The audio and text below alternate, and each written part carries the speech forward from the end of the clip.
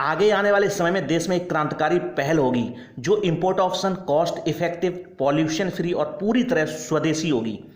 भारत में 100% ethanol fuel पर चलने वाले वाहन अगस्त में लॉन्च किए जाएंगे। नमस्कार दोस्तों, एक बार फिर आपका हमारे चैनल ग्लोबल थॉट में स्वागत है। दोस्तों, देश के transport and highway minister Nitin Gadkari ने 29 जून को एक इंटरव्यू में बताया कि अगस्त में हम 100% एथेनॉल पर चलने वाले वाहन लॉन्च करेंगे। दोस्तों, आपको मालूम होना चाहिए कि भारतीय बाजार में एथेनॉल की कीमत लगभग 66 रुपये लीटर के आसपास है और पेट्रोल की कीमत 108 रुपये के आसपास चल रही है। अगर ऐसा हुआ तो देश की सड़कों पर सस्ते फ्यूल पर टू व्हीलर और कारें दौड़ती नजर आएंगी। दोस्तों, आपको मालूम होगा कि भारत 80% से ज़्यादा कच्चा तेल अपनी ज़रूरत के लिए आयात करता है, जिसके लिए हजारों करोड़ रुपए खर्च करने पड़ते हैं। इस समय पूरी दुनिया ग्लोबल वार्मिंग से करा रही है। दुनिया की ज़्यादातर सरकारें इलेक्ट्रिक वाहन या ऊर्जा के अन्य विकल्पों की खोज में लगे हुए हैं। भारत भी ऊर्जा के नए विकल्प तलाशने में लगा हुआ है। केंद्रीय मंत्री गडकरी ने कहा कि अगस्त में मैं 100% एथेनॉल पर चलने वाले वाहन लॉन्च करूंगा। बजाज, टीवीएस और हीरो ने 100% एथेनॉल पर चलने वाली मोटरसाइकिलें बनाई हैं।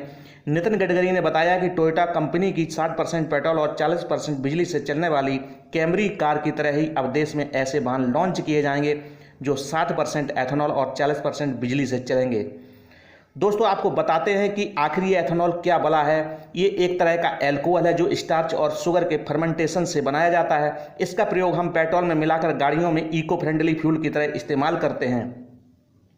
एथेनॉल का उत्पादन मुख्य रूप से गन्ने के रस से होता है, लेकिन स्टार्च कॉन्टेनिंग मटेरियल जैसे मक्का, कसावा, सड़े आलू और सड़ी सब्जियों से भी एथेनॉल बनाया जा सकता है।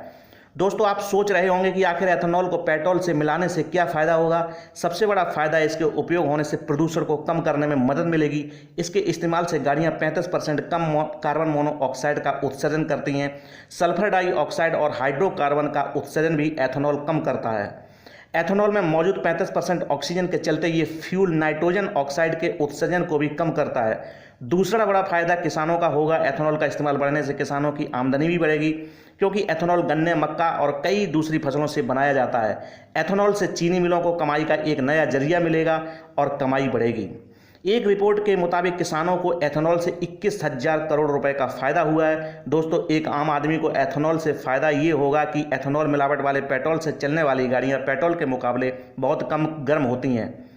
एथेनॉल में अल्कोहल जल्दी उड़ जाता है, जिसके चलते इंजन जल्दी गर्म नहीं होता है। इसके अलावा ये कच्चे तेल के मुकाबले काफ़ी सस्ता पड़ेगा और इससे भी महंगाई से राहत मिलने की उम्मीद है। दोस्तों, 1 जनरेशन एथेनॉल सड़े आलू, मीठा ज्वार, गन्ने के रस और मक्का से तैयार किया जाता है। वहीं 2nd जनरेशन एथेनॉल गेहूं की भूसी, चावल की भूसी, भुट्टा, बांस आदि से बनाया जाता है। वहीं 3rd जनरेशन बायोफ्यूल को एल्गी से बनाया जाता है और अभी इस पर काम चल रहा है।